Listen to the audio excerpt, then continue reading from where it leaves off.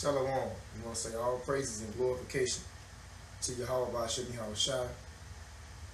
Yahweh Ba'Shem Yahweh Shai. Barakatah Yahweh Ba'Shem Yahweh Shai. Okay, and on today, this is Brother Brandon Judah McDuffie bringing you another edition concerning Solid Foundation Israelite Academy. And on today, we're going to break down the allegory of Hagar and Sarah. We're going to break that down dealing with Galatians on today. So this will be the lesson for today.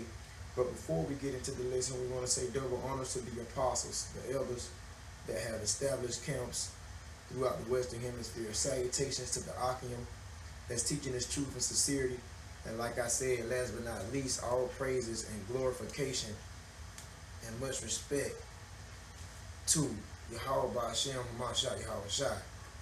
Yahweh is who the world knows as God. Yahweh Shai is who the world knows as Jesus Christ. So let's get straight into the lesson. Let's jump straight into it, brothers and sisters. So once again, this is another edition concerning the allegory of Hagar and Sarah. And we will be coming from Galatians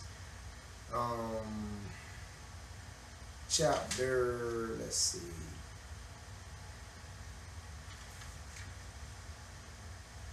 Galatians chapter 4. Okay. So we're going to break down Galatians chapter 4. We're going to start from verse 22. And this is titled The Allegory of Hagar and Sarah. Now, an allegory basically is related to a similitude. It's also related to a parable. An allegory has a deep symbolic saying, a deep parabolic saying that can be very hard to understand sometimes. An allegory is like a illustrated visage, okay? But we will break that down. So let's get to it. Galatians 4 and 22. For it is written. Now when you see that, when it says for it is written, when you see that, that means that it's pulling from an area in the Bible that has already stated something concerning that particular verse when it says for it's already written. So Galatians 4 and 22, for it's already written that Abraham had two sons, the one by a bondmaid, the other by a free woman. Now, this can be found in Genesis chapter 17. That's basically where this is written. Genesis chapter 17, and beginning with verses 18 and stopping on 19. So when it says for it is written in Galatians 4 and 22, let's see where this account was written at. Let's go to Genesis chapter 17, beginning with the 18th verse. And Abraham said unto Paul, "Oh, that Ishmael might live before thee." Verse 19 out of Genesis 17 chapter. And Paul said, Sarah thy wife shall bear thee a son indeed, and thou shalt call his name Isaac. And I will establish my covenant with him for an everlasting covenant, and with his seed after him. So the Most High is being direct in Genesis chapter 17 verses 18 and 19 clearly states that Abraham basically was trying to glorify Ishmael. I guess he thought Ishmael was going to be that chosen seed of his. So he said, oh, that Ishmael might live before thee. So he was basically exalting Ishmael when he had no clue that it wouldn't even be Ishmael that would be the child of the promise. Actually, the child that would be the chosen seed and of the promise would be Isaac. Concerning with Genesis 17, 19 verse. And God said unto Sarah, thy wife shall bear thee a son indeed, and thou shalt call his name Isaac. Now, Isaac means laughter. Okay? It says, and I will establish my what? My covenant with him. So the Most High tells Abraham that he will establish his covenant through Isaac, not Ishmael. Okay, so Ishmael didn't receive any promises or the covenant, as you can see in Genesis 17, 19. Okay? So he said he will establish his covenant with who? Isaac. An everlasting covenant. And with his seed after him. And the seed that was produced after Isaac, because you had Abraham, Isaac, And the seed that was produced after Isaac was Jacob. All right. Abraham, Isaac, and Jacob, because actually the covenant went from Abraham to Isaac. And Isaac and Rebekah had two boys, which is Esau and Jacob. They was fraternal twins. And Esau received the covenant and the promise, but one thing Esau did was he sold that birthright, which was that covenant and that promise, to Jacob. So that made Jacob the chosen. So there you have it, Abraham, Isaac, and Jacob. That's basically what it's saying concerning Genesis 17 and 19 when it says, I will establish my covenant with him and with his seed. Okay, so the chosen man that came after Isaac, that was concerning the covenant, was Jacob. And Jacob had 12 sons, which makes up the 12 patriarchs of the 12 tribes of Israel, which are the chosen people. And basically the 12 tribes of Israel is modern day Negro, Hispanics, and Native Americans. So I just gave you a quick take on Genesis 17 verses 18 and 19. So we're going to go back to Galatians 4 and 22. So when it says for it's written, you know that count. You know Genesis 17 verses 18 and 19. For it is written that Abraham had two sons, Ishmael, the first son, and then he had another son by the name of Isaac. Okay, it says the one by a bondmaid and the other by a free woman. The reason what it states here, Galatians 4 and 22, that one child came from a bondmaid and the other child came from a free woman. The child that came from a bondmaid was Ishmael, okay, the progenitor of the Arabs. That was Abraham's firstborn son. Ishmael is the modern day Ishmaelites, which are the modern day Arabs, Arabians. Okay, Ishmael is the forefather of the Arabians. So Abraham, one of his sons, that was basically a son of the bondmaid, was Ishmael, and the other by a free woman. That free woman, the other son is talking about Isaac. He was the child of the free woman. Okay. Just keep in mind that bondmaid was simply Hagar, and the free woman was Sarah. Now Ishmael was the son of Hagar, which was the bondmaid, and Isaac was the son of Sarah, which was the free one. Okay, Galatians 4:23. But he who was of the bondwoman was born after the flesh. Okay, it says, but he of the free woman was by promise. So Galatians 4:23 says that the child that came from the bondwoman or the bondmaid was considered a child that was born after the flesh. And that child is simply Ishmael. Because that bondwoman was Hagar, which was his mother, which was an Egyptian, a Northeast African. So that woman, that bondmaid woman, that one of the child was born after, which is Ishmael, was called, he was born after the flesh, concerning Galatians 4:23. But he of the free woman was by promise. That's Isaac. Basically, Isaac's mother, Sarah, was the free one. And that's who the promise went to, Isaac. That's who the covenant went to, Isaac. Concerning Genesis 17 and 19, when the Most High said that he would establish his covenant with Isaac, and an everlasting covenant, and with his seed after him. Okay? If you look at Genesis 17:21, it also states, but my covenant will I establish with Isaac, which Sarah shall bear unto thee at this set time in the next year. So this is what the Most High was telling Abraham, that he would establish his covenant through Isaac, which Sarah shall bring forth. So when you go back to Galatians 4:23, we know now the child that was born of the bondwoman, that was born after the flesh, that was Ishmael. And then we know the child that was born of the free woman, which was Sarah, that was by promise. That child was simply known as Isaac. Concerning Genesis 17, verse 19, or you can look at Genesis 17, verse 21. It tells you that the covenant would be established with Isaac, not Ishmael. That's for you so-called Negroes that want to consider being Arabs, that want to continue to be Muslims, as you may say, so-called Negro. They want to say that Islam is a black man's religion, And that's a lie. Islam is not a black man's religion. Islam is the religion of the Arabs, the Ishmaelites. All right? And there's no promise or there's no covenant within the nation of Ishmael. No promises nor covenants were given to Ishmael. So why in the hell you so-called Negroes want to go off and be Muslims for? That's something to consider, man.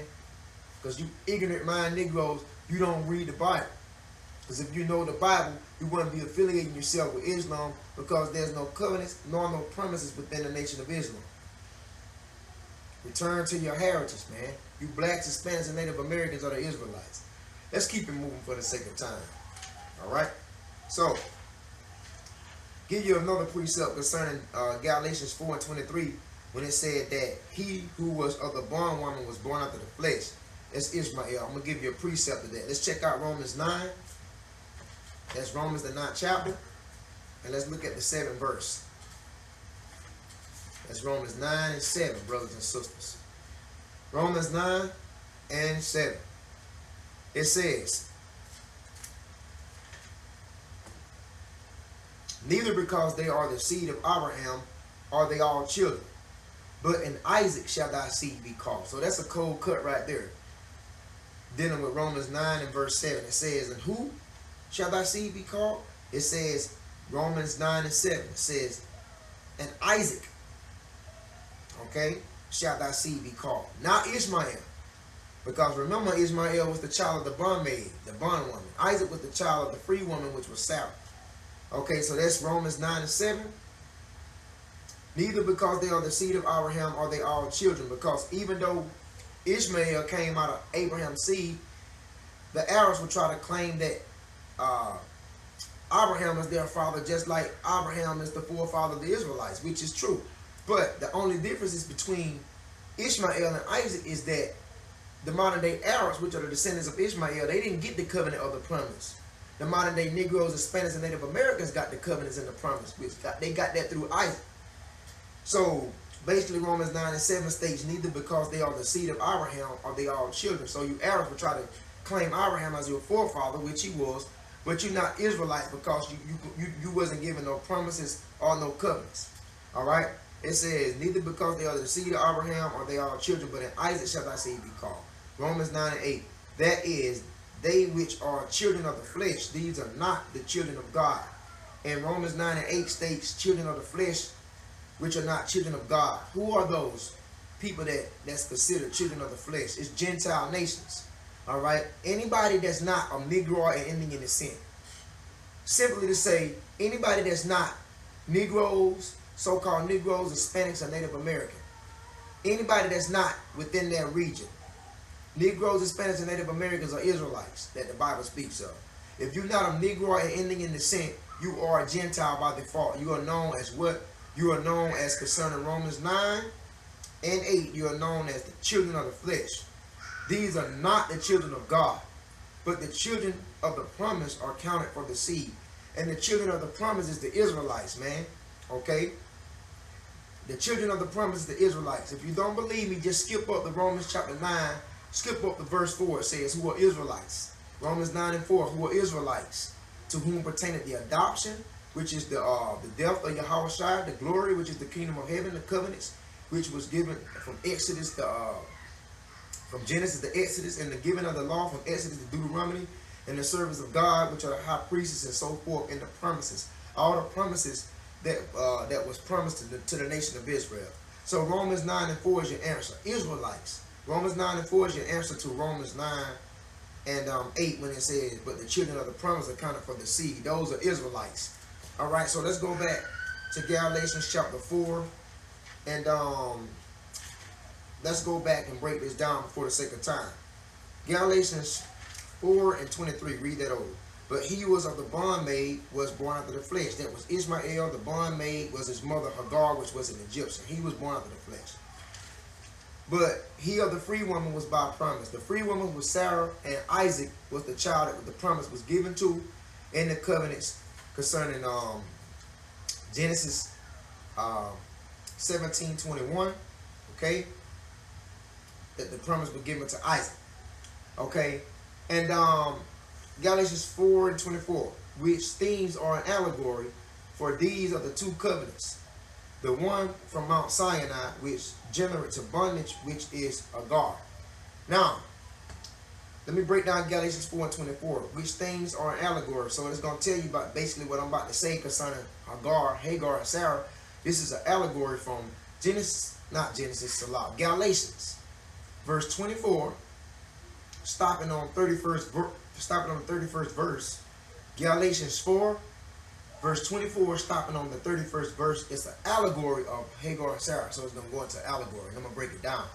So let's begin with Galatians 4:24. Which things are an allegory, see? Basically a parable or a similitude. For these are the two covenants. From Mount Sinai, which generate to bondage, which is Hagar. Hagar is simply Hagar in Greek. Okay, so when you look at the Greek dictionary, when you look at G28 and the Strong's Concordance dealing with the Greek dictionary, G28 is Hagar, which is Hagar, which means flight.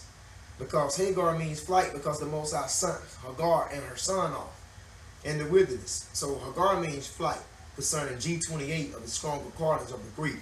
So when you see Hagar in Galatians 4:24, it's no different than Hagar. That's just how you would say it in the Greek, because the New Testament was written in the Greek. So it tells you that Galatians 4:24, these things which are an allegory, for these are the two covenants. The two covenants are basically the Old Covenant and the New Covenant. Simply to say the Old Testament and the New Testament. Those are the two covenants. It says from one that was basically dealing with Mount Sinai, which generates to bondage. That's talking about that one that relates to Mount Sinai, which generates to bondage. It's the Old Covenant, which is animal sacrifice. All right, because that relates to bondage, which relates to the bondmaid, which was Hagar, which was Ishmael's mother. That relates to bondage simply because you had certain Israelites in Galatia that was trying to persuade, you had certain Pharisees that was trying to persuade certain Israelites to go back into the Old Covenant, to continue animal sacrifice, and to continue animal sacrifice. And they was telling certain Israelites if they wasn't circumcised, they couldn't receive salvation as well. So you had certain Israelites trying to bring other Israelites back into the Old Covenant. They was telling certain Israelites that believed on Yahushua's blood, they was telling certain Israelites that his blood wasn't sufficient, that his blood wasn't excellent enough to deliver you, that they had to go back into animal sacrifice. They had to continue to offer animals and burnt offerings and meat offerings and drink offerings, which was not so. So that you had certain Israelites that were trying to keep certain Israelites in bondage. That bondage is dealing with that Old Covenant. And I can give you a precept of that. Galatians 2:4. Okay? Galatians 2:4 is a precept to that bondage. It says, and that because of false brethren unawares brought in, who came in privately to spy out our liberty, which we have in Yahushua, that they might bring us into bondage. So you had certain brothers, concerning Galatians 2, verse 4, you had false brethren, wicked Israelites, that was trying to lead other Israelites that believed on Hamashiach Yahushua. They was trying to lead them back into bondage, which was the Old Covenant, which is animal sacrifice. All right? They was trying to... This is take 2. The allegory of Hagar Sarah. We was breaking that bondage down because that bondage related to the Old Covenant. Now I'm going to show you another take on bondage concerning Galatians 4:24. I'll give you another precept. You can also look at Galatians 4:9, okay? Galatians 4:9, it says, but now, after that, ye have known God, or rather are known of God, how turn ye again to the weak and beggarly elements, whereunto ye desire again to be in bondage. Now, this is what Paul is writing to Israelites in Galatia. Now, because simply what he's telling them in Galatians 4:9, he's basically saying, but now after that ye have known of God, or rather that ye known of God, how turn ye again to the weakly and bitter elements? Because it was Israelites that believed on Hamashiach Yahushua, believed on him, believed on his blood, you know, that they was forgiven for the remission of sins. And then it was certain wicked Israelites that came along and tried to get them to turn back into the Old Covenant. Because basically, when Yahushua died, so to speak, when he died He gave up the ghost. And he was dead in the earth 3 days, 3 nights. After he ascended, he stayed on the earth 40 days, 40 nights. And then he ascended at the right hand of Yahweh. Okay, when he ascended at the right hand of Yahweh, Yahweh gave the Comforter as a gift to the believers, man. Not only that, but from that point on out, all you had to do was believe in Yahweh's blood, because he simply died for the elect of the nation of Israel. So all you had to do is believe on his blood. When his death conquered animal sacrifice, his death issued out the Levitical priesthood, his death issued out animal sacrifice, drink offerings, meat offerings, burnt offerings, things of that nature. When Yahweh died, man, his death canceled all of that stuff. Okay? Now, we know that we still keep the dietary law, the civil law, the ceremonial law, the moral law. But we no longer keep animal sacrifice. We don't do that.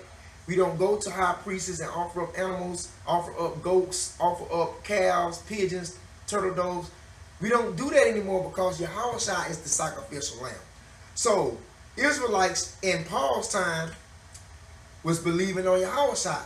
They had passed from that old covenant and believing on the blood of Yahweh. But it was certain Israelites that didn't believe on the blood of Yahweh, and they wanted to stick to the old covenant. They wanted to continue to sacrifice animals. They want to continue to go by the laws of Moses, all right, which persistently, talking about the old covenant, they want to continue to do that, man. They try to put a bondage or a bigger burden on Israelites that believe in Yahweh. And it was certain Israelites that was believing those wicked Israelites going back to the old covenant. And that's why Paul said in Galatians 4:9, he said, why you turn again to the weak and beggarly elements, where until you would desire again to be in bondage. Okay, so that bondage is related to the allegory of Hagar. Hagar relates to the bondmaid, relates to the bondwoman, which basically Hagar is an allegory for the old covenant. Dealing with Galatians 4:24. Hagar, which is the mother of Ishmael, is an allegory to the old covenant, while Sarah, the free woman, is an allegory to the new covenant. All right? So we're going to give you another take on bondage. All right? So when you look at Acts 15:10, let's go there for a second. Acts 15:10. Let's look at that. It says, now therefore, why ye tempt ye God to put a yoke upon the neck of the disciples, which neither our fathers nor we were able to bear? So basically, this is what's going on, man, because when you read Acts the 15th chapter, it's talking about arguments about going back to the old covenant, which was animal sacrifice. They had a dispute about the circumcision, and they had a dispute about going back to the old covenant, because it was many Israelites didn't believe on Yahweh's blood. So they had a dispute in the 15th chapter of Acts. And when you begin with the 15th chapter of Acts, verse 5, it says, but there arose up certain of the sect of the Pharisees which believed, saying that it was needful to circumcise them and to command them to keep the law of Moses. So you can see right here who was playing part of that, who was part of those wicked Israelites. It was Pharisees. It was a set of Pharisees that was following that was following Yahweh, but to some degree, because they was teaching scattered Israelites to keep the law of Moses, to keep basically the law of animal sacrifice. And who was doing this? Acts 15:5 tells you it was Pharisees, which believed, saying that it was needful to them to circumcise them, because it was certain Israelites that wasn't circumcised, to circumcise them and to command them to keep the law of Moses, man. So you had certain Israelites that believed it on the old covenant. Even after Yahushua died, they didn't believe on his blood. They believed it still in sacrificing animals. So they were trying to put that burden on the ones who did believe in Yahushua's blood. And anytime an Israelite, a wicked Israelite came to an Israelite that believed in Yahushua's blood and tried to put that burden on him, that's called bondage, man. That's called, pursuing the Acts 15:10, that's called a yoke upon the neck, which neither nor we were able to bear. because it was certain sins dealing with animal sacrifice that certain animals couldn't atone for, like homosexuality, adultery, bestiality, cussing your mother and your father. Certain animal sacrifices couldn't atone for those sins. You see, but Yahushua's blood was sufficient enough to forgive you for any type of sin. You see, so if certain Israelites were trying to get Israelites that believed in Yahushua's blood to go back to animal sacrifice, which was neither concerning Acts 15 and 10, which were neither our fathers were able to bear. They couldn't bear that, man, because it was certain sacrifices that couldn't atone for sins. Because your own blood had to be upon you. Like homosexuality, popping another man. Your animal sacrifice wouldn't do for that. Okay? But once Yahushua came, his blood atoned for all sins. And it was sad for Israelites who believed on those Pharisees, those wicked Israelites, to try to get them to go back into bondage. So when we go back to Galatians 4 and 24, which things are an allegory for, these are the two covenants. The one from Mount Sinai, which generates a bondage, which is Hagar. So Hagar, the Northeast African, the Egyptian, the mother of Ishmael, related to the old covenant as an allegory. For this, Hagar is Mount Sinai. Now she's not simply, literally Mount Sinai as a mountain. It's talking about Hagar is relating to the old covenant, which was animal sacrifice. Because the laws of Moses received the law on Mount Sinai when he went up for 40 days and 40 nights. And he also received much more. Okay, so Galatians 4 and 25. For this is Mount Sinai, the old covenant. It says in Mount Sinai in Arabia. Because you know that Ishmael was the father of the Arabians. Ishmael is the forefather of the Arabs. So Hagar is Mount Sinai, the old covenant. That's a similitude for the old covenant, which is Hagar. And answer it to Jerusalem, which now is and is in bondage with her children. So Jerusalem is related to Sarah, the mother of Isaac, the chosen child, the child of promise. That's who Jerusalem is related to, while Mount Sinai in Arabia is related to Hagar. Remember, this is an allegory. Jerusalem is related to the free woman, Sarah, which is the mother of Isaac, the chosen child. It says, which now is. Why do it say which now is? Because now, when it says which now is, Jerusalem, which is related to Sarah, which is related to the New Testament is Yahushua's blood. And basically, when Yahushua died, basically, he ushered out the animal sacrificial, the sacrificial law, he ushered it out. So when it says in Galatians 4 and 25, when it says which is now is, it's talking about now they ought to believe on the blood of Hamashiach Yahushua. That's what it's talking about when it says which now is. Now is for you to believe on the blood of Yahushua. Stop sacrificing animals. That's what that means. I give you a precept to that when it says which now is concerning Galatians 4 and 25. Okay, take a look at Galatians 3 and 23 when it says which now is. We're going to give you a precept there. Galatians 3 and 23. But before faith came, that faith is talking about the new covenant, Yahushua, his blood, when he was sacrificed. Before faith came, we were kept under the law. What law? Animal sacrifice, that bondage, that law of bondage. All right? We was kept under the law, set up into the faith which shall afterwards be revealed. That's talking about Yahushua when he would come and die for the elect. Shed his blood for the elect of the nation of Israel. Shall afterwards be revealed when Yahushua will come on the scene. Galatians 3 and 24. Wherefore the law was our schoolmaster. That's the law. That's the law of sacrifice. Sacrificing animals. That's the schoolmaster. To bring us into Yahushua. So that we might be justified by faith. Yeah, that we might be justified by his blood, man. Galatians 3 and 25. But after that faith is come, we are no longer under schoolmaster. See, they no longer under animal sacrifice anymore. Because after that faith came, which is Hamashiach Yahushua, after he came and shed his blood for the elect of the nation of Israel, that rid them from animal sacrifice. They passed from I like to say, I said this in one of my rhymes, my raps. I have a new track out called Brew It Up. I recently put it out. But in that song, I stated that we passed from a beast to the blood. We pass from beast to blood. That means we pass from animal sacrifice to the blood of Hamashiach Yahushua. So concerning Galatians 3 and 25, it say, but after that faith is come, we are no longer under the schoolmaster. Yeah, because animal sacrifice is not sufficient anymore. Because why? Yahushua blood is now in effect. So we no longer under that schoolmaster. Okay, so when you go back to Galatians 4 and 25, it says, for this Hagar is Mount Sinai. We already know, we went over that. Answer to Jerusalem.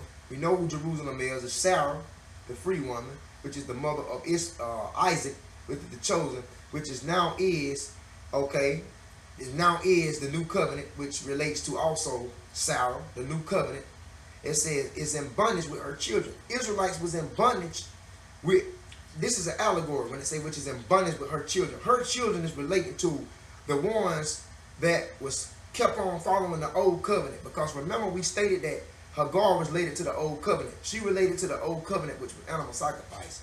And the Israelites that was continuing to keep the animal sacrifice, the Israelites that didn't want to believe on Hamashiach Yahushua's blood, that they didn't want to believe that his death was sufficient, they was known as the children of the bondage. They was known as the children, okay, that wanted to continue that old animal sacrifice. And it was certain, certain Israelites who believed on Yahushua's blood, which is known as Jerusalem, which is an allegory for Sarah, that they was in bondage with the Israelites that was related to the old covenant, which was related to Hagar. You had Israelites that was in bondage with her children, okay? So to speak, to paraphrase it, her children, Hagar, the old covenant. Israelites that wanted to keep the old covenant, which was known as Hagar. And Israelites that was trying to keep the new covenant, which was known as Jerusalem, which was known as Sarah, the free woman.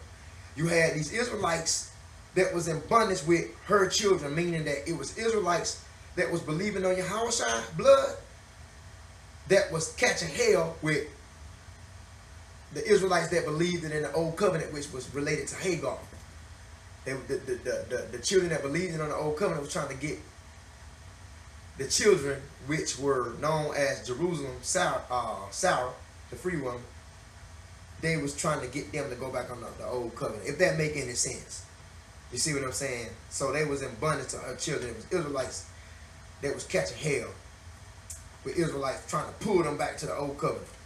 But Jerusalem, which is above, is free, which is the mother of us all. So it's relating Jerusalem to Sarah. It's relating Jerusalem to the free woman, which was Sarah, which was Isaac's mother. Jerusalem is free. Yeah, because you are free, because we no longer under animal sacrifice, man. Okay, Jerusalem is free, which is above, is free, which is the mother of us all. And also, that's where all you 18 nations, that's where you basically was established from.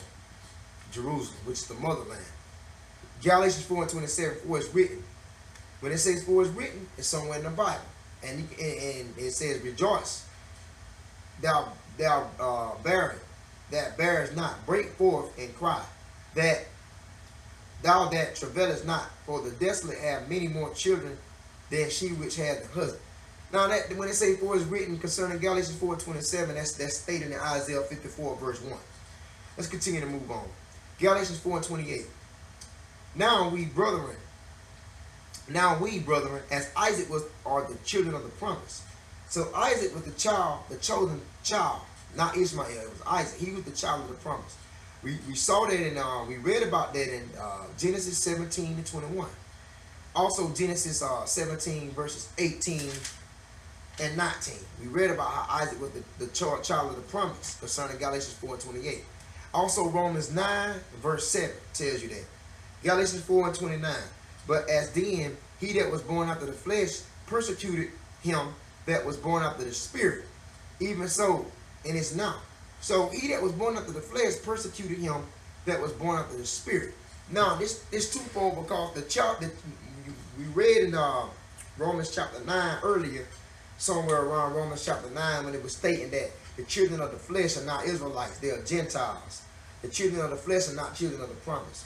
So when you look at Galatians 4 and 29, it tells you basically, but he that is born after the flesh persecuted him that was born after the spirit. That's twofold, because these Gentile nations that are not born after the spirit, that are born after the flesh, these Gentile nations that didn't receive any promises of covenants, have always inflicted the nation of Israel, have always put hell on the chosen people.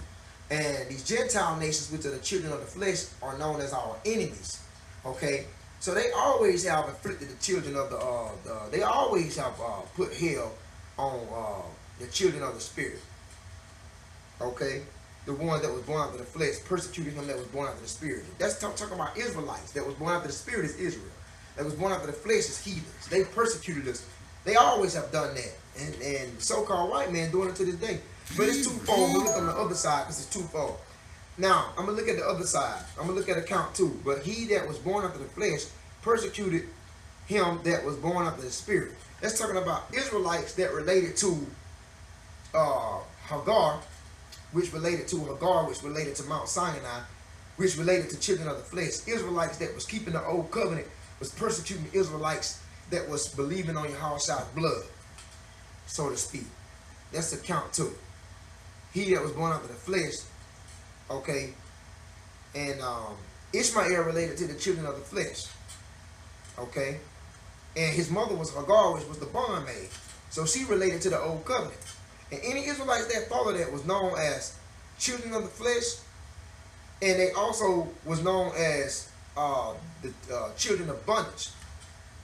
All right, so if that make any sense, they persecuted the ones after the spirit, the Israelites that believed on Yahushuah, trying to get them to go back into animal sacrifice.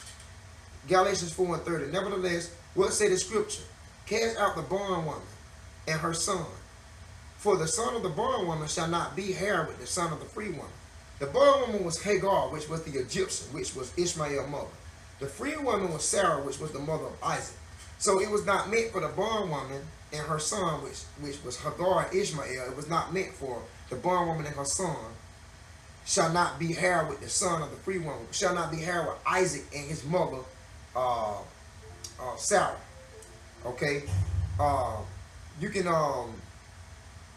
find this in Genesis 21 verses 9 and 10. Okay, Genesis 21 verses 9 and 10 tells you about how the Most High son off Hagar and how he son off her son Ishmael